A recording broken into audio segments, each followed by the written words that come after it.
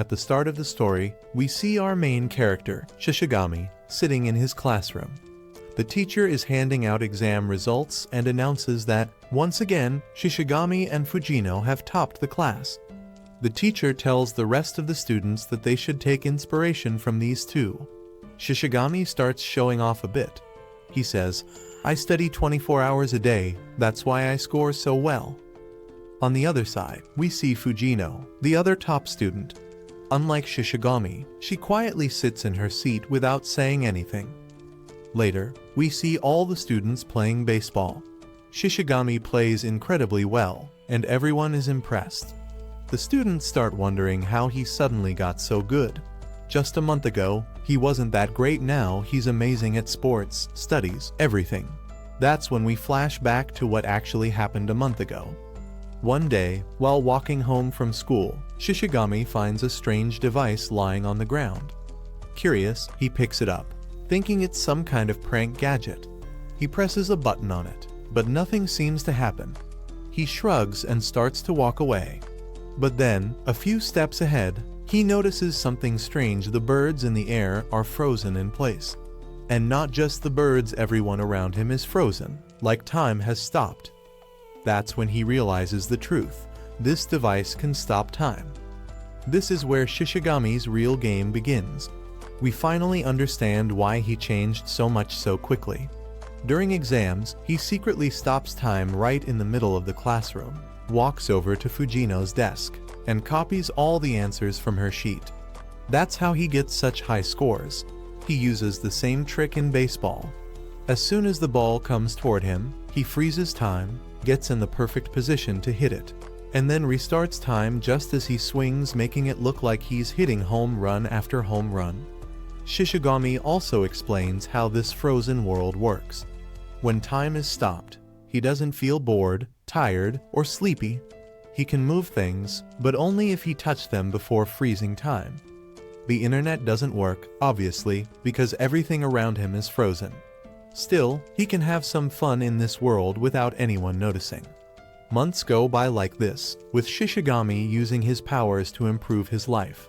Then one day, during the school's sports festival, Shishigami is walking through a corridor when he sees something shocking: a group of girls beating up Fujino, the class topper.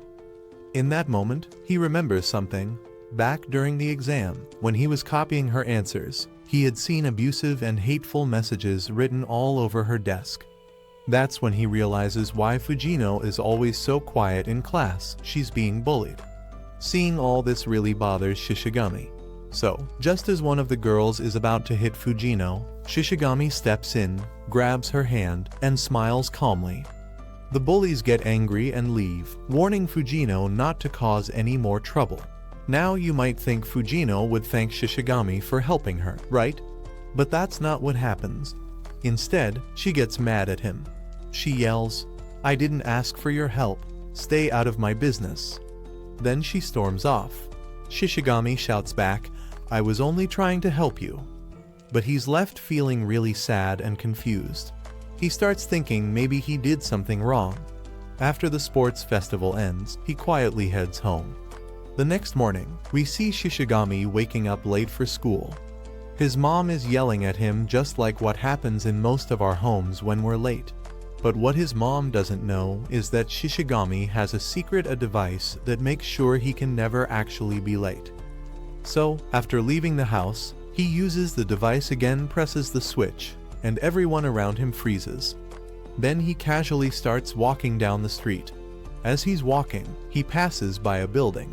Just as he's about to cross it, he sees something strange in the distance.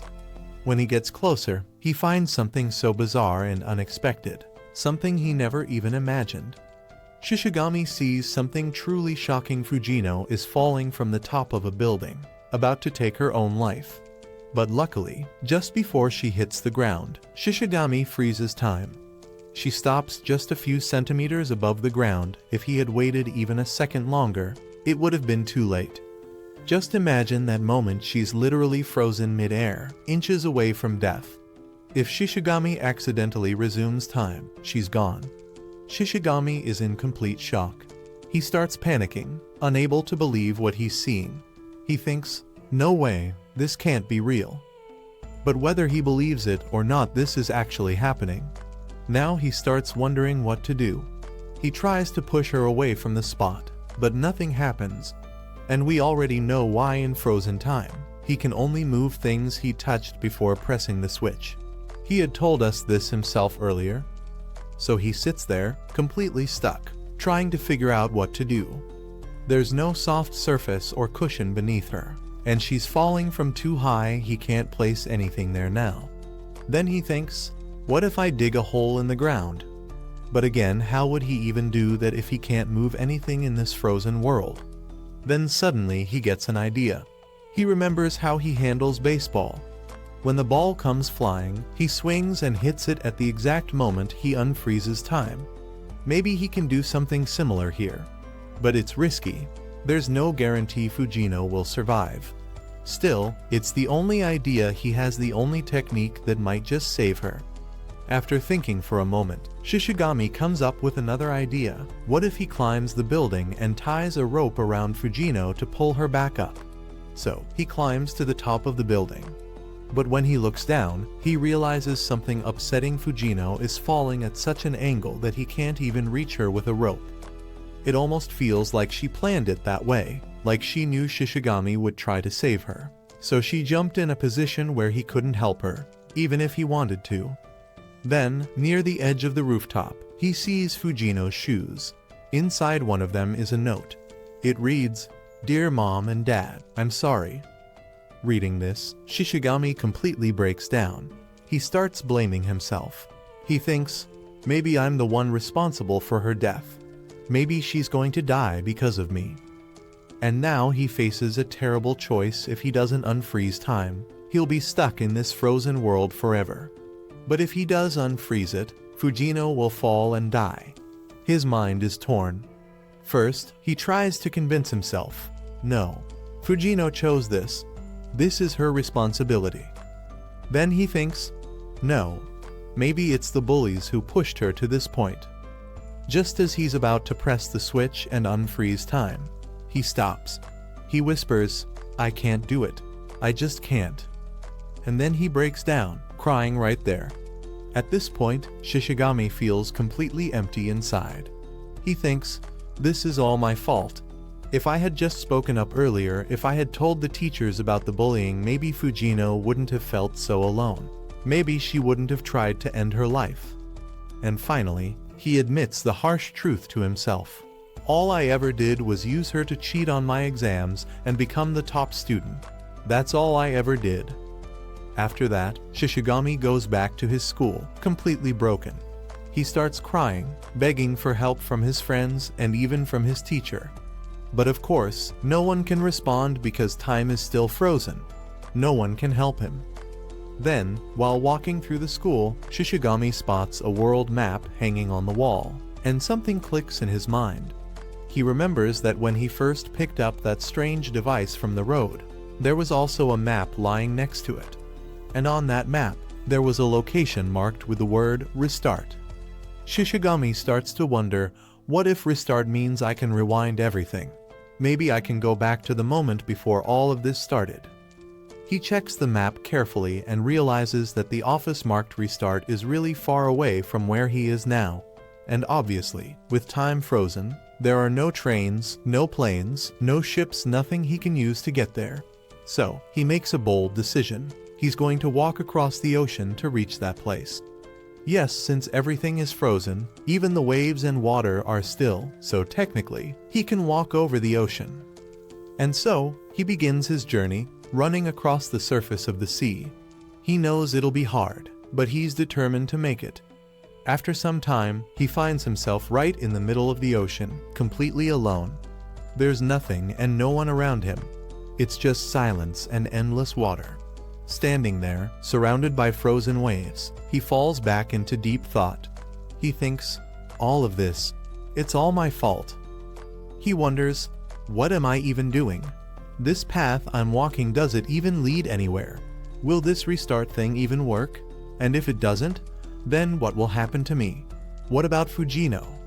These doubts start to cloud his mind as he stares into the quiet, still world around him. After that, Shishigami starts thinking, what if I just press the switch right here and let myself sink into the ocean and disappear forever? But right then, he remembers Fujino. No, I have to save her, no matter what. That thought gives him strength, and he starts running again. A little farther ahead, he sees something strange. A huge whale has attacked a dolphin, and both are frozen in place mid-action because of the time freeze. But that's not all. During his journey, he's seen many people who were just seconds away from dying, someone about to be hit by a truck, another person in front of a speeding car, and then it hits him. Maybe this isn't a coincidence. Maybe this is God's way of giving me a chance to fix things. Maybe I was meant to help people. With that new purpose, he keeps running. He pushes through the exhaustion and finally reaches land, a beach, and then a city. Right there in front of him, he sees a building with the word restart written on it. He runs toward it, full of hope. But when he gets up close, he makes a painful discovery. The paper that said restart was just a fake cover stuck onto a box. It was meaningless. Seeing this, Shishigami's heart completely sinks. It's over. I failed. I couldn't save anyone. His hope shattered, he decides there's nothing left to do. He lies down on a train track, thinking, I'll press the switch one last time and end it all. But when the moment comes, he can't do it. His finger stops. He just can't bring himself to press it. Shishigami gets up again and starts walking through the streets. He begins to explore the world. Going to different places, he visits hospitals, travels to different countries, and sees what's happening everywhere. And what he sees is heartbreaking. In some places, wars are going on. In others, people are dying from hunger. Everywhere he looks, something tragic is happening. Millions of people are suffering and dying every second. At this point, Shishigami finally understands something deep. Humans were never meant to just live in peace. We always have to fight to survive. If someone wants to keep living in this world, they have to keep fighting. He also realizes a person only truly dies when their will to live is gone. And it's not just Fujino. There are so many people out there struggling with life on the edge of death. She's not alone. Thinking all this, Shishigami finds himself back at the same spot, the place where Fujino tried to take her own life. He looks at her and says, no matter what happens, I'll save you, even if it costs me my own life. Then he says something powerful. With this eye, I've seen 745,070,000 people escape death and find a way to survive. If they could do it, so can you. And just like he used to in baseball, he charges forward, slams into Fujino, and at the exact moment he presses the switch. Now, this moment could go either way. Maybe he saved her, or maybe it's too late. After that, we see Shishigami sitting in his classroom again. But now, he's become just a regular loser. He only scored 30 marks on his exam, and the teacher scolds him badly in front of everyone. The teacher also asks, by the way, is your injury healed now? Later, Shishigami goes to the hospital to visit someone. While he's there, he hears a conversation between some nurses. They're talking about a suicide case. One of them says, did you hear about that girl who jumped from a 20-meter tall building? Somehow, she didn't die. She actually survived. And that's when we see it. Fujino is alive. She's lying in a hospital bed, her entire body wrapped in bandages. And even now, she's yelling at Shishigami again. She tells him, I checked the ground so many times before jumping. I made sure no one was there, so no one could save me. So how did you still save me? I don't get it. And then she says, no matter how you did it, you shouldn't have. You were wrong to save me. Once again, she's shouting at him. Shishigami listens quietly with a sad face, and then finally speaks. He says, on the day of the sports festival, after I went home, I saw on the news that there was a huge earthquake. Millions of people died. He continues, that's when I realized, people are dying everywhere in the world. And here I am, living like some clueless fool, like an idiot. That made me feel so empty inside. Then, Shishigami says sorry to Fujino for getting in her way.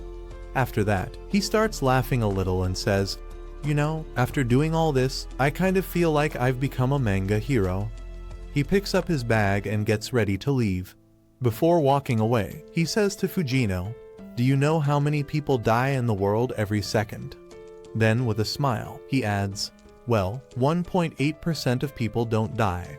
Maybe you're one of those, someone whose time hasn't come yet, so don't worry."